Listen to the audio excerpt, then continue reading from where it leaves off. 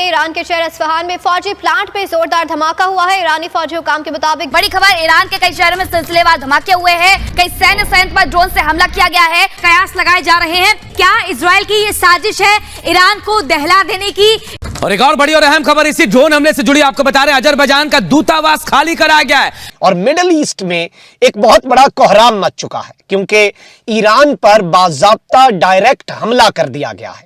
यह हमला अनप्रेसिडेंटेड है क्योंकि इस वक्त इसराइल, अमेरिका और सऊदीया, ये तीन वो मुल्क हैं जिन्हें ईरान से सबसे बड़ा मसला है। इस वक्त पाकिस्तान के लिए चैलेंजेस में भी इजाफा होता जाना है। मैंने पहले कहा हुआ है कि ये जो जंग है ये एक नीडलेस जंग है और ये अमेरिका का कसूर है। देखिए, पहली बात तो ये वो मिलिट्री इंडस्ट्रियल कॉम्प्लेक्स है, यूरोप की इस जंग को आगे भड़काना चाहता है। इसमें टर्की को इन्होंने शामिल करना है, इसमें सीरिया को शामिल करना है, उसके बाद ईरान को शामिल करना है और कंटेनमेंट ऑफ चाइना के अंदर इंडिया पाकिस्तान तो आने ही आने। अब इस वक्त तेहरान जो ईरान का कैपिटल है, एक तो यह है कि जो फाइटर जेट्स हैं वो ईरान की और तेहरान की फजाओं में बहुत ज्यादा उनकी आमदोरफ्त देखी जा रही है और ये बेसिकली ब्लास्ट हुए हैं मुख्तलिफ हिस्सों में मुल्क के। मैं आपको यह भी बता दूं कि जो सीरिया के अंदर ईरान की प्रॉक्सी है उसके ऊपर अमेरिका के जो एयरक्राफ्ट्स हैं उन्होंने भी उन्हें क्रॉस किया है। हेलो दोस्तों, स्वागत है आप सभी का एपी गन चैनल पे। तो फ्रेंड्स, आइए देखते हैं पाकिस्तानी मीडिया की लेटेस्ट वीडियो। पाकिस्तानी मीडिया से एक बहुत ही बड़ी खबर निकल के आ रही है कि ईरान पे एक जबरदस्त हमला हो गया है और इस हमले में न सिर्फ ईरान के एक या दो बल्कि ईरान के 6-7 शहरों में लगातार एक साथ हमले किए गए और इन हमलों में ईरान के खास जगहों जैसे कि मिलिट्री आर्मामेंट स्टोर के ऊपर, ईरान के ड्रोन फैक्ट्री के ऊपर हमले किए गए। पाकिस्तानी मीडिया शक जाहिर कर रहा है कि क्योंकि ईरान के जो दुश्मन हैं उनमें से इजराइल, सऊदी अरब और अमेरिका हैं और ख़ास तौर से सऊदी अरब ईरान को अपोज करता है क्योंकि ईरान और सऊदी अरब में वही शिया सुन्नी का मसला है। और आपने देखा भी होगा कि जब ईरान ने न्यूक्लियर पाने की कोशिश किया तो उसके ऊपर न सिर्फ अमेरिका, इजराइल ने बल्कि सऊदी अरब ने भी आगे बढ़ के सैंक्शन लगाया। लेकिन अब यह ताज़ा तरीन हमला ईरान के ऊपर एक नए युद्ध को जन्म दे सकता है जिससे पाकिस्तानी मीडिया घबराया हुआ है क्योंकि ईरान पाकिस्तान के बॉर्डर पे है और दूसरी तरफ पाकिस्तान को सऊदी अरब की बात माननी पड़ेगी। तो दोस्तों, आइए देखते हैं पाकिस्तानी मीडिया की इस लेटेस्ट वीडियो को। साथ ही साथ आपसे रिक्वेस्ट है कि प्लीज चैनल को सब्सक्राइब करके हमें सहयोग दें। Thank you.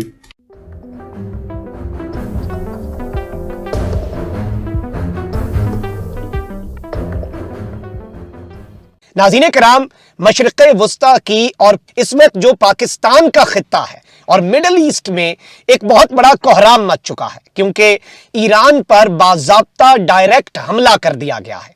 यह हमला अनप्रेसिडेंटेड है और इस तरह से डायरेक्टली ईरान की तंसीबात के ऊपर हमला कभी नहीं किया गया। लेकिन इस वक्त जो सूरत हाल बन चुकी है, इस वक्त पाकिस्तान के लिए चैलेंजेस में भी इजाफा होता जाना है। ये चीज भी आपने समझ लेनी है क्योंकि इस वक्त इसराइल, अमेरिका और सऊदीया, ये तीन वो मुल्क हैं जिन्हें ईरान से सबसे बड़ा मसला है। आपको पता है कि ईरान की जो फौजी तंसीबात है, खासकर ईरान का जो एटमी प्रोग्राम है, ईरान की जो मिसाइल साइट्स हैं, ये इसके दुश्मन ममालिक की आंखों में हमेशा से खटकती रही हैं। This is not something new.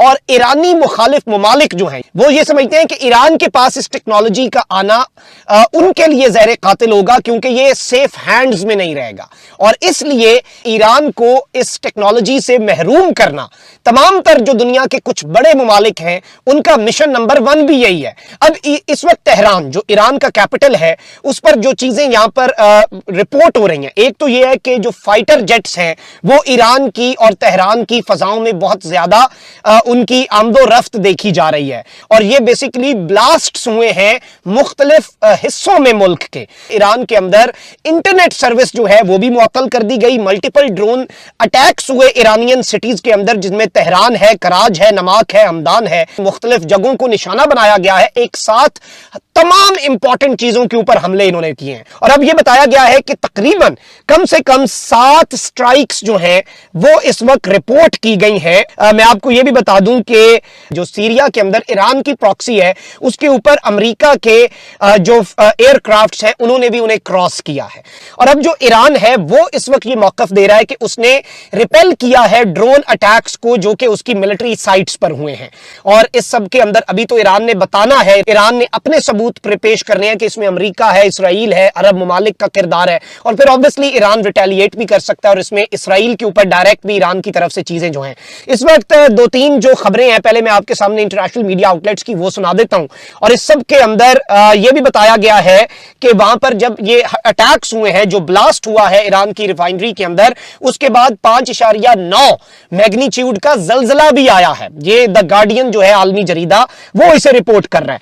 और मैं आपको यह भी बता दूं कि इससे कबल भी अप्रैल सन 2021 में ईरान की तनसीबात थी जिन पर हमला हुआ था, और उसके लिए ईरान ने इसराइल को मुरीद इल्जाम ठहराया था। तो अब ये जो डेवलपमेंट है ये बहुत अलार्मिंग भी है और ये खित्ते के लिए बहुत ज्यादा खतरनाक भी हो सकती है। और जाहिर बात है कि इसमें अरब ममालिक obviously they will be on the other side of Iran, और पाकिस्तान के लिए अरब ममालिक के साथ ताल्लुकात अपने खराब करना वो तो इस वक्त आउट ऑफ क्वेश्चन है। तो ऑब्वियसली पाकिस्तान के ऊपर हर दौर में प्रेशर होता है कि पाकिस्तान साथ दे या किसी तरीके से ईरान को काउंटर करने के लिए। जिसके बाद रूस यूक्रेन जंग की शिद्दत में इजाफा हो सकता है। अमेरिका और जर्मनी के टैंक फराहम करने के बाद ही रूस ने यूक्रेन पर हवाई हमलों में इजाफा कर दिया है। अच्छा हिलाली साहब, दुनिया को ग़िज़ाई क़िल्लत और तेल की शॉर्टेज का सामना है, टैंकों की फराहमी के बाद अब क्या सूरत हाल होगी? मैंने पहले कहा हुआ है कि ये जो जंग है ये एक नीडलेस जंग है और ये अमेरिका का कसूर है। अब ये चाहेंगे, ये क्या चाहते हैं, ये पुतिन को निकालना चाहते हैं, उसको शिकस्त देना चाहते हैं, रशिया को वीक करना चाहते हैं। अमेरिका का कोई नुकसान नहीं हो रहा है, अमेरिका का मिलिट्री इंडस्ट्रियल कॉम्प्लेक्स बढ़ रहा है, खुश है, पैसे कमा रहे हैं। तो कहने की बात ये है, ये गेम ऑब्वियस है और पुतिन ने तो कहा है कि हम शिकस्त अफोर्ड नहीं कर सकते। बड़ी खतरनाक बात है। अच्छा उरिया साहब, हिलाली साहब ये कह रहे हैं कि रूस को कमजोर किया जा रहा है, तो क्या वाकई इस जंग के नतीजे में रूस कमजोर हो रहा है? देखिए, पहली बात तो ये 2014 में जिसमें निकलने का इरादा किया था ना उन्होंने अफगानिस्तान से, तो उनको अंदाजा हो गया था कि मिलिट्री इंडस्ट्रियल कॉम्प्लेक्स को एक वॉर थिएटर चाहिए। तो यूक्रेन के बारे में उन्होंने कहा कि हम इसको नेटो में शामिल करना चाहते हैं। यूक्रेन के मसला क्या है, यूक्रेन के पास 13 बंदरगाहें हैं। अच्छा ठीक है। और वहां से रशिया की तिजारत होती है। तो रशिया के उन्होंने सबसे पहले ये किया कि 2014 में जैसे इमरान खान को चेंज किया था, वहां क्रीमिया में उन्होंने यूक्रेन में रिजीम चेंज कर दी, ज़ेलेंस्की को लेके आ गए। बाइडेन ने जिससे कहा कि हम जब चाहेंगे इसको नेटो में शामिल कर लेंगे, तो उसने रूस ने उस पर हमला कर दिया। मैं 3 साल से कह रहा था कि जंग अगर बड़ी शुरू होगी तो अब यूक्रेन से शुरू होगी। ये हमला हुआ था इमरान खान के रूस जाने से 1 दिन पहले। अब वो यूरोप को सामने ला रहा है। अच्छा। और वो मिलिट्री इंडस्ट्रियल कॉम्प्लेक्स है, यूरोप की इस जंग को आगे भड़काना चाहता है। चीन ने इसको कहा था रूस को कि तुम इसके अंदर दाखिल हो जाओ, रूस दाखिल हो चुका है। अच्छा। लेकिन क्या ये लड़ाई आगे एनगल्फ करेगी? यकीनन करेगी। अच्छा। इसमें टर्की को इन्होंने शामिल करना है, इसमें सीरिया को शामिल करना है। सीरिया में पहले ही दैर दूर के इलाके के अंदर अमेरिका और रशिया की फोर्सेस आपस में बैठी हुई हैं। उसके बाद ईरान को शामिल करना है। इस सारे मामले में आज़रबाईजान का नगोर्नो कराबाख का जो मामला है उसकी आग है, और कंटेनमेंट ऑफ चाइना के अंदर इंडिया पाकिस्तान तो आने ही आने। अच्छा ठीक है।